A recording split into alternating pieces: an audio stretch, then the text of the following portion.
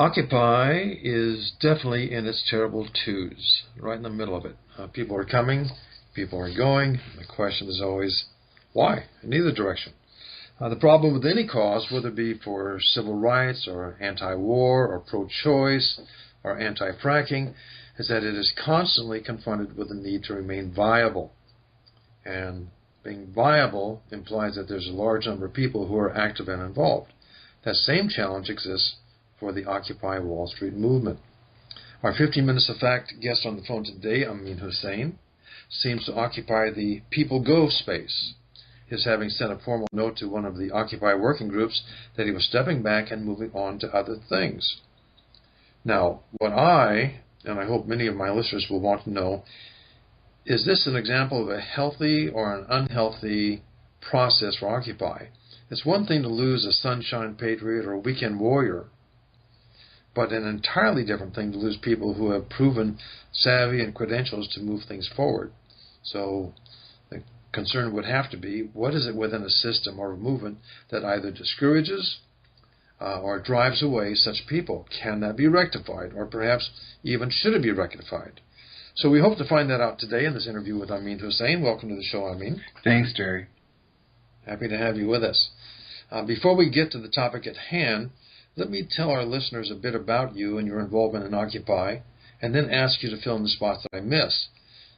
You're 37 years old, you're a Palestinian American, you grew up poor in the Palestinian uprisings of the 90s, actually spent prison time there, eventually moved to the U.S., became educated, got a law degree, landed a job as a white shoe corporate lawyer, and then became an artist and, of course, a member of Occupy. He's also the editor of Title, Occupy Theory, that's titlemag.org, a journal for activists and the OWS community. Now at Occupy, he assumed a leadership role, and to use Occupy language, stepped up and stepped back as needed. Where the leadership was needed most was in two working groups, Strike Debt and Rolling Jubilee, both now being in his past. So first, let me know if I missed anything material, then answer my first question. What happened? I would just add to that I was involved in the days before September 17 organizing for the assemblies, and that I've filled in several different roles. I like that, from facilitation to direct action to being involved in Occupy Sandy and helping set up in Staten Island. All these things are necessary, and I think it's part of the broader movement. So in terms of, in terms of where I am and what's happened, I'm never going to leave the movement. But we're going to get involved, and we should all get involved in projects and jumpstart stuff. And then when we feel like we're not achieving the goal, or there's lessons learned, that we have the courage and the flexibility to pivot. And that's what's happening right now. It's that I'm choosing to pivot, to step out of Strike Debt, to step out of Rolling Jubilee, and focus on other things within the. Well, a hallmark of the Occupy movement have been the processes that have been developed. For example, you were working on pre-Zuccotti Park ways of being able to get attention, keep people involved, and make for what we would call a truly democratic society.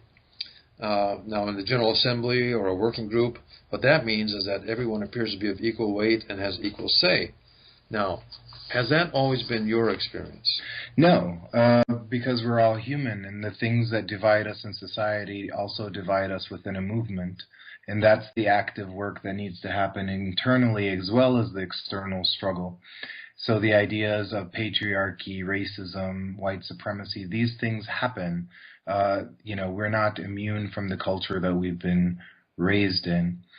The question is always that we come up with processes, and at some point the processes stop working. So how can we evolve?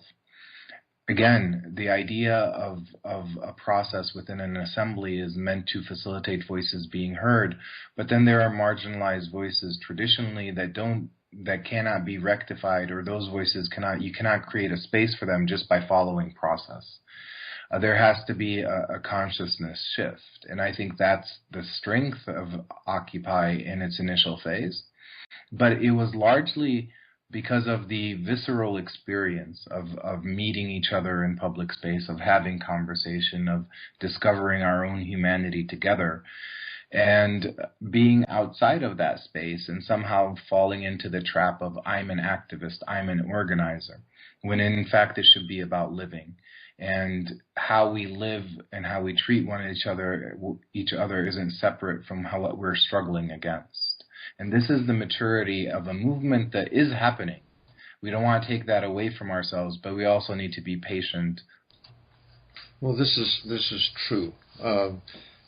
Being in its terrible twos, and congratulations, frankly, for having survived this long, and much longer, I know, in the future.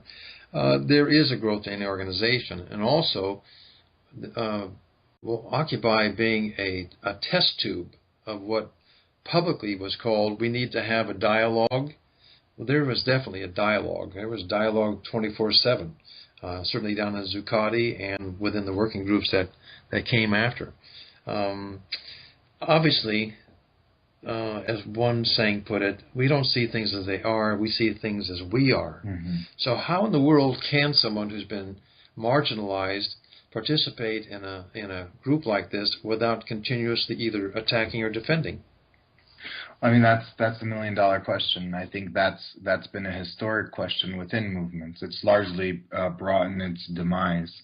So I think one of the things that need to happen is that people with privilege need to check that privilege. They need to work on themselves, not rely on process, and try to step out of comfort zones. It's all about choosing not to be comfortable, and allowing and creating more comfort for others to join. It really is that simple, and I don't want it to seem like it's wishy-washy. But the strength and the sustainability of our movement has to be with how we treat one another and how our willingness, think of this, right? Everyone says, well, do we have alternatives? What are the alternatives to capitalism? What are the alternatives? There are alternatives. The question is, what are you valuing? Where are your values? Do you rather ride a bike than ride a car? Do you rather, on a holiday, not use an airplane? Do you rather? The trick about this movement is that it has to do with practicing our imagination and rediscovering our humanity and getting past ideology. That's why the conversations are so important. Well, let's talk about that ideology. When you take a look at the fact that maybe I want to use a bicycle and you want to drive a car, mm-hmm. It's not in my domain to tell you to stop driving cars. And yet we would both understand that driving a car uses fossil fuels, etc. So at what point does someone who is being more pure or more ideological, at what point do they need to step back long enough for me to perhaps learn to get out of that car? What is the process in that? Well, that's the thing. It's like I have to know you, Jerry. I have to have a cup of coffee with you. We have to see each other in the park, and we need to talk because I need to know Jerry. Why does he ride the car? I need to know where does he go when he rides the car, and is there a way for me to ride with him? These things we've been doing, but can it be at a larger scale? Can it be part of our values? And the truth is that if we just focus on fossil fuels, just as an example, it's like, really, is that what we want to be talking about? Or do I want to enjoy hanging out with you and hearing about your family and where you traveled and some of the last book you read and what's happening in the world? We've been so isolated. We've been thinking about the things on the agenda where someone else has defined the agenda. And what we're trying to do right now is write up our own agenda.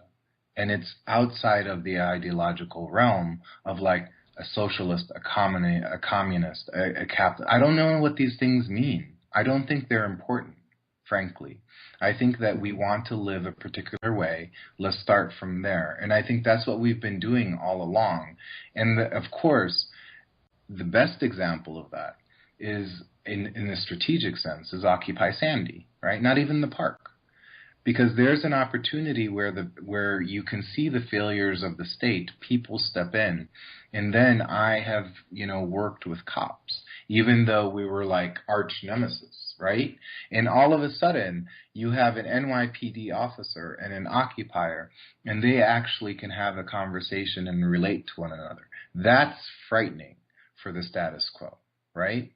Yes, it is. It's also frightening for people who are hardcore anarchists within any activist group. So I'll agree with you, especially about the fact that the movement created two extremely successful and public accomplishments recently.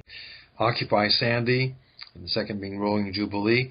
At one point, Occupy Sandy was feeding thousands of Sandy survivors daily and working side by side with homeowners and FEMA, and yes, and with the police, to improve conditions. And you were there for that. You were also there with Rolling Jubilee, whose stated purpose is to buy medical debt and forgive it. And this operation has raised close to $600,000, and it will be abolishing many millions of dollars in medical bills around the U.S. So with these two major accomplishments, still you step back from both of those. What's the motivator in that? They're all steps along a developmental process of a social movement. They're necessary. The first thing in the park, you change the conversation. With Occupy Sandy, you take the tools that you've learned, you go into communities, and you develop relationships. Those relationships will, in this broader network, will come to play a role. Now, the Rolling Jubilee is about shifting consciousness around debt and understanding new ways to fight, mafia capitalism, like David Graeber calls it. Those are steps along the way, and we're still grappling with what does a 21st century movement look like, and how do we step up and step back, and how do we connect these different pieces, and how do we not let ideological differences divide us? You mentioned anarchists, and the thing about anarchists is that they were in Staten Island helping people, right? It's the distinction between the police state, a police as an institution, which has its lineage from private patrols, which were related to slavery. People don't talk about the Second Amendment as, bearing arms also to keep your slaves in check. I mean, these are things that we can discover as we build our relationships with one another. An anarchist talks to a police officer in the context of something human, because we all feel. But these isolations that have been created, these abstract categories of race, class, and gender divide us, and the work that needs to be done is how do you overcome it? And you overcome it when people need each other. Absolutely. For example, one of the challenges I have as someone who participates in Occupy as well as reports on it is that if there is truly the 99% and there's truly the 1%, it amazes me that people within the 99% spend their time arguing and complaining about each other rather than focusing on the problems that they both share in common. That policeman's salary, that policeman's retirement benefits can be taken away at any time by the system. It's happened in the past, and it will happen in the future. But how does an anarchist have sympathy for the policeman? How does the policeman understand that the anarchist he's one step away from there, given a paycheck and what have you? Yeah, I mean but see, that's the thing. How it happens naturally when you step out of your comfort zone. It happens naturally when you step out of your class, when you step out of the environment. Class separates people because they don't share social spaces. Class also, we see people who are visibly white getting paid a little bit more, and all of a sudden that creates the tension between the 99%. But we're really fighting over crumbs. Now, how do we know that we're going to fight over crumbs? This isn't a recognition. Like, you've reached there. It's a certain level of consciousness that you get at. And the way you get at it is by being exposed to one another and actually trying to understand where the other person's coming from. You're talking about pensions being cut. They're being cut in Detroit right now, which is beyond me why a police state would do that, because the only thing that was going to keep you in check is the police in the context of things deteriorating, which they are. Well, that's the insanity of the 1%. Is it appears to be so voracious that it doesn't even give large enough crumbs to the populations to keep them at least mildly satisfied with bread and circuses. It seems like there's no end to the voraciousness. So let me ask two questions, shifting over to you. You came from Palestine. Certainly that had to be an experience that marked your thinking when you came to the United States. How did that? How did the U.S. appear to you as a Palestinian? All I knew about the United States then is that they funded Israel. The tear gas, the rubber bullets, the live ammo all came from the United States then. You'd find the shells on the ground. You'd find the canisters on the ground, and it said made in the USA. I came here to get an education, to be empowered, and to return back and to participate in the struggle in a different way. The trick is, and this is why I understand shifting of consciousness. I mean, I'll be honest with you. I wasn't fond of America, and I wasn't fond of Americans. But it's because I didn't know Americans, right?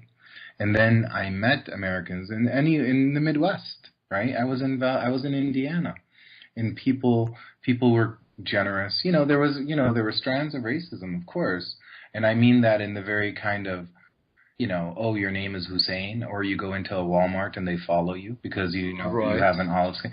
But the truth is that these people were very nice, and when they got to know you, right, it didn't matter where you came from. It was about your humanity, and I think that I changed in that exposure, right?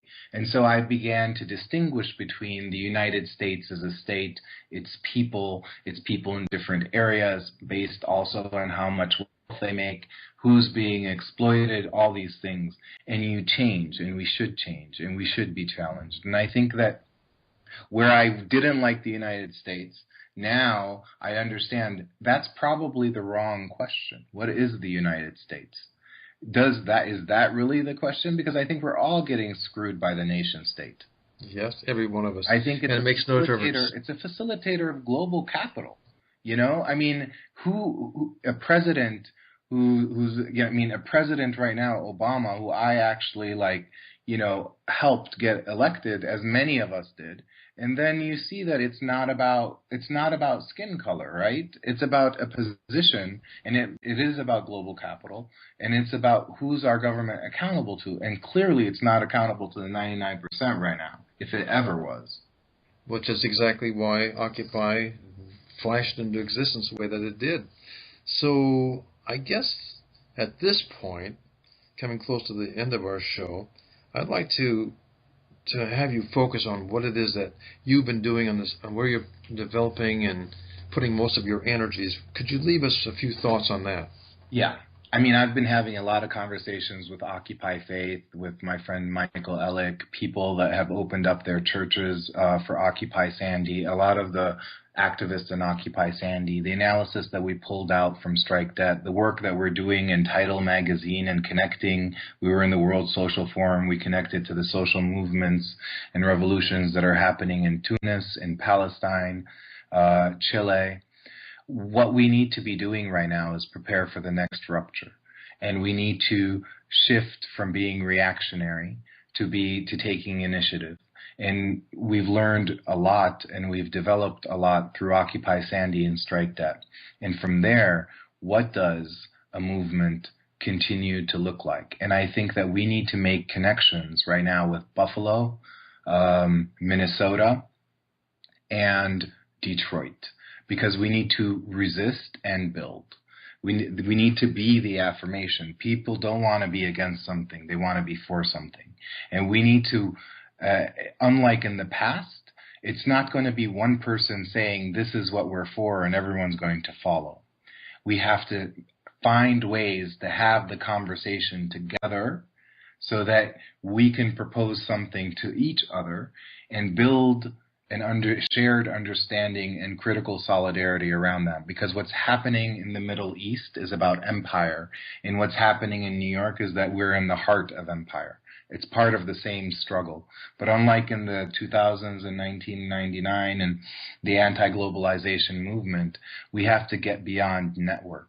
It's about living. And there's a lot to learn from places like Detroit, from places like Chile. And as we connect our struggles and develop the shared understanding, when the student bubble bursts, when the housing bubble bursts, when people continue. I mean, what was the history that was made on Wall Street yesterday in terms of the Dow? I mean, once again, another record Dow level, and here we are looking at our paychecks, if we're fortunate enough to have one, saying, what happened here? What happened to the home I lost? What happened to the pension that disappeared? What happened to my 401k? And meanwhile, the rich get richer. And the sequestration, what's it hitting? I mean, we don't even know, but probably food stamps are going to be one of them, right? Because the disenfranchised get hurt most because there is no accountability. I mean, you want to talk about 401k? I worked as a lawyer for 5 years. I saved 401k. My dad got cancer when we were in the park. Actually, he was in Palestine when he got cancer, and he couldn't get to a good hospital because Israel wouldn't let him through. So finally he got over here, and he had pancreatic cancer, no insurance. Of course, what do? You cash into the 401k, right? All my savings are gone, and you know what? I owe the IRS money right now. All right? Yep. You really became an American, didn't you? I mean, complete with debt and stories and struggle, just like the rest of us. You are very much symbolic of that. So, I cannot thank you enough on behalf of our listeners, on behalf of Occupy, for being on the show today. It's obvious that your own experience with Occupy shows that regardless of form, activists will always find ways in which to champion the better good. So, for those of you who are listening, would you like to learn more about Amin Husain? Well, first, let's do it by correct spelling. Amin, A-M-I-N, Husain, H-U-S-A-I-N. You can reach him directly at amin.husain@gmail.com and on Facebook as Amin77477. And, of course, let me ask you to go to titlemag.org and follow his work there as well. This is Jerry Ashton here on 15 Minutes of Fact at WGRNradio.com, wishing the best to you, our listeners, and activists throughout the world. Be sure to visit my blog at the Huffington Post and follow me on Twitter as well. That's @WrittenOffUSA.